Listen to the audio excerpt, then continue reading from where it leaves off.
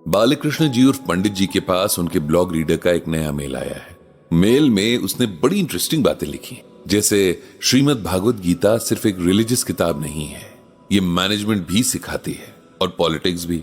इसे इंडिया के top institutes के साथ अब्रॉड की बहुत सारी यूनिवर्सिटीज ने भी अपने सिलेबस में रखा है, वगैरह वगैरह। पंडित जी को इन सब बातों को पढ़कर बड़ी खुशी हुई। वे बहुत अच्छे से जानते हैं कि गीता ह्यूमन लाइफ की हर सिचुएशन में एप्लीकेबल है। ये ना सिर्फ हमें रास्ता दिखाती है, बल्कि लाइफ को देखने समझने का सही नजरिया भी देती है। हमारे जो भी रिलेशंस हैं, उनका सही मैनेजमेंट भी गीता सिखाती है। पंडित जी ये सोच ही रहे थे कि उन्हें कुछ दिनों पहले की एक घटना याद आ गई। पंडित जी के पड़ोस में एक बहुत ही अच्छी फैमिली रहती है। रमेश जी उस फैमिली के हेड हैं। फैमिली में उनकी पत्नी है और 2 बच्चे हैं, एक बेटा और एक बेटी। रमेश जी की फैमिली को पंडित जी बहुत सालों से जानते हैं।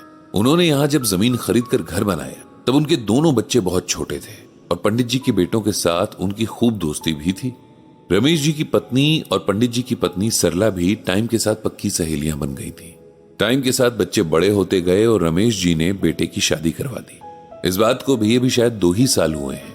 उनकी बहू बहुत अच्छे परिवार से है, खूब पढ़ी लिखी लड़की है। इस शादी में पंडित जी और सरला जी ने बिल्कुल ऐसे भाग भाग कर काम किया जैसे उनके अपने बेटे की शादी हो।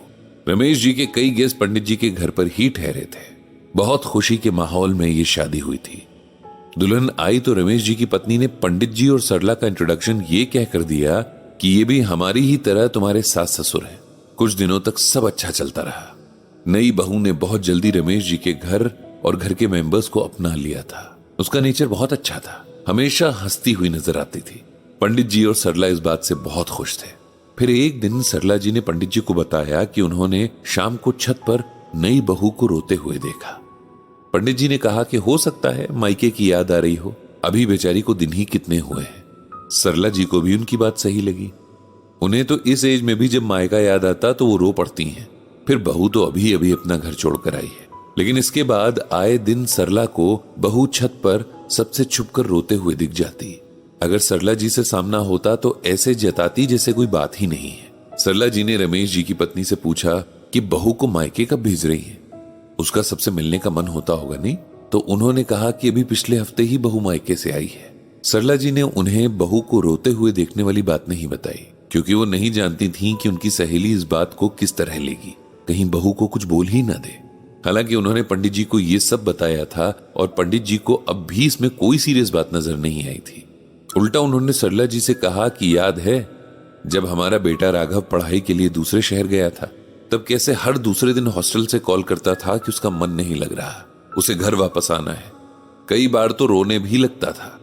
हो सकता है कि इस लड़की को भी एडजस्ट करने में टाइम लग रहा हो। आखिर हर कोई एक जैसा तो नहीं होता, कोई कम तो कोई ज्यादा इमोशनल होता है। सरला जी को तो पंडित जी ने समझा दिया था, लेकिन खुद भी उन्हें कुछ बातें अजीब लग रही थी। बहू जब भी दिखती उदास सी लगती, उसके चेहरे पर एक फीकी सी हंसी होती। पंडित जी पूछना चाहते, लेकिन ये सोचकर रुक जाते कि कहीं बहू को बुरा न लग जाए। वो तो नई है इस माहौल में, उसे क्या पता था कि रमेश जी के बच्चों से उन्हें कितना स्नेह है। एक बार रमेश जी और उनकी पत्नी कहीं बाहर गए थे। जाते हुए सरला जी से कहकर गए थे कि बहू पूरा दिन घर में अकेली होगी तो उसका ध्यान रखना। उन्हें 2-3 दिन बाद वापस आना था। उस शाम जब रमेश जी का बेटा ऑफिस से लौटा तो उसका अपनी वाइफ से किसी बात पर झगड़ा हो गया। उन दोनों के लड़ने की आवाजें बाहर तक आ रही थी। पंडित जी को यह अच्छा तो नहीं लगा कि लोग तमाशा बनाने की फिराक में रहते हैं। इसीलिए उन्होंने सोचा कि जाकर दोनों को चुप करवाएं और शांति से बात करने को कहें। जब पंडित जी उनके घर गए तो माहौल बहुत सीरियस था। बहू अपने कपड़े पैक कर रही थी कि उसे अब यहां और नहीं रहना। बेटा अलग भुनभुना रहा था। पंडित जी ने किसी तरह बहू को शांत किया और उसे अपने घर ले आए। घर आकर सरला जी ने बहू के सर पे प्यार से हाथ रखा तो बेचारी जैसे अपने आप को रोक ही नहीं पाई और जोर जोर से रोने लगी। सरला जी ने उसे रोने दिया ताकि उसके मन का गुबार बाहर आ जाए। उसे पानी पिलाया और फिर बड़े प्यार से पूछा कि आखिर क्या बात हो गई है जो इन दोनों में इतना बड़ा झगड़ा हो गया। इसी बीच पंडित जी रमेश जी के बेटे यानी रोहित को भी बुला लाए थे। उन्होंने सोचा कि दोनों को आमने सामने बिठाकर उनकी मिसअंडरस्टैंडिंग्स दूर करनी चाहिए, नहीं तो बात बिगड़ती ही जाएगी। रोहित और दिव्या अब आमने सामने थे। सरला जी ने दिव्या से जब झगड़े की वजह पूछी तो उसने बताया कि रोहित को उसका इतना सिंपल होना पसंद नहीं। वो चाहता है कि वो मॉडर्न लड़कियों की तरह रहे, जॉब करे, उसके साथ ऑफिस की पार्टीज में जाए। लेकिन दिव्या को ये सब पसंद नहीं। वो वेल एजुकेटेड है, लेकिन उसको सिंप्लिसिटी के साथ रहना पसंद है। पार्टीज में उसे घबराहट होती है। वो अपने घर पे कोई भी काम शुरू कर सकती है ताकि रोहित को फाइनेंशियली सपोर्ट कर सके, लेकिन उसे बाहर जाकर जॉब करना पसंद नहीं। बस यही बात रोहित समझ नहीं पाता है।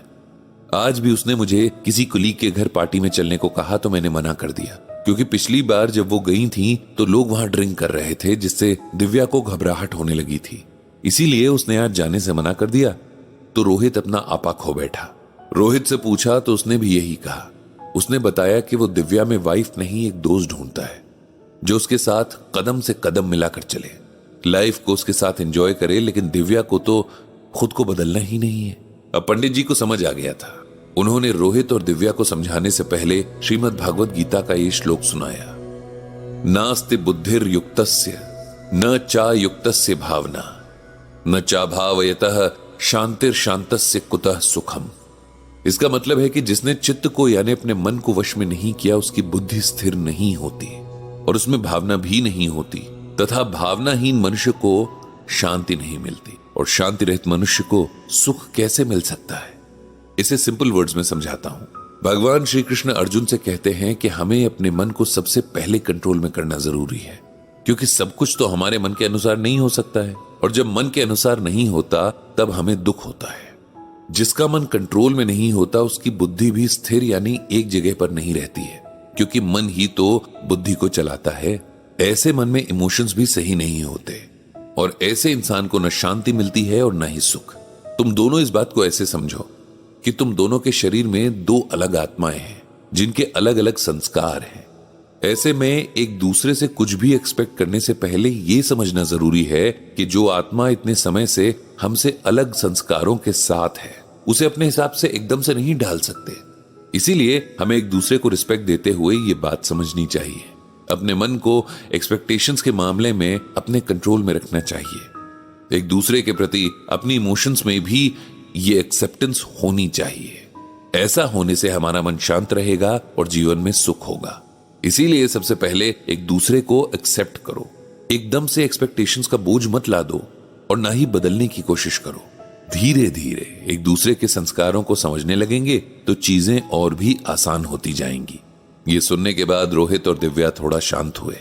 पंडित जी ने उन्हें और भी बहुत सारी बातें समझाकर वापस भेजा और मन ही मन भगवान श्री कृष्ण से उन दोनों को समझ देने की प्रार्थना की।